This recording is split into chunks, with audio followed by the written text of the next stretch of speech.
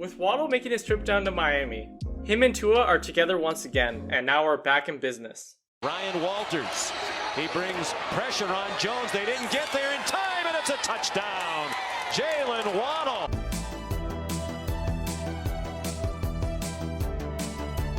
Although one of the top wide receiver prospects in the draft, not many saw Jaylen going 6th overall ahead of fellow Bama boy and Heisman winner in Devontae Smith.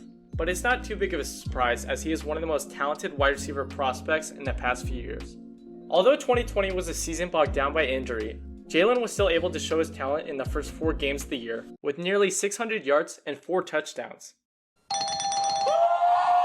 In only 4 games, Jaylen proved that he was one of the best in all of college football, and it seems like the Dolphins noticed. The Miami Dolphins select Jaylen Waddle, wide receiver, Alabama. The Dolphins are one of the main teams on the rise with guys like Tua, Devontae Parker, Xavier Howard, and throughout the past few months they picked out guys like the underrated Texans wideout Will Fuller, cornerback Jason McCourty from New England, and now Jaylen Waddle through the draft.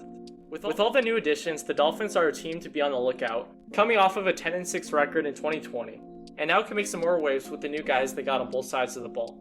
This is what makes the Waddle pickup interesting, because he's not just joining a bad team, but he's joining a great wide receiver group with guys like Devontae, Will, and Mike Gesicki.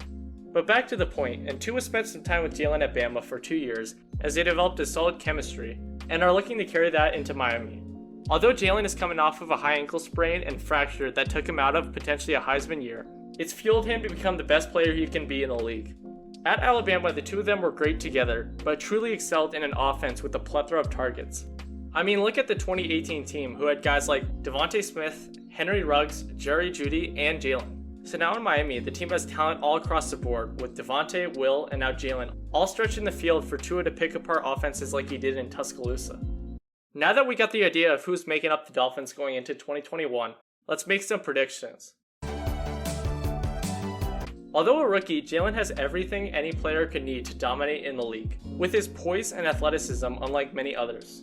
Even with the vast amount of talent in the offense, there will definitely be room to eat for the Bama boy, and he could easily dominate to put him in the Rookie of the Year conversation. But when looking at the talent all over the board, I feel like the name that hovers above all of them is Jamar, and his connection with Joe will be crazy in Cincy. Although I don't have Jaylen putting together a Rookie of the Year season with such insane talent at the position and just all across the rookie class, it doesn't mean that he will have anything short of a stellar year. To guess the kind of numbers that he will put up, I think it's important to be aware of the fact that he's a rookie that is coming off of an injury and in a brand new offense. All of this in mind, I think my man Jaylen will have around 850 yards receiving and 7 touchdowns. Pretty solid, but definitely with room to grow.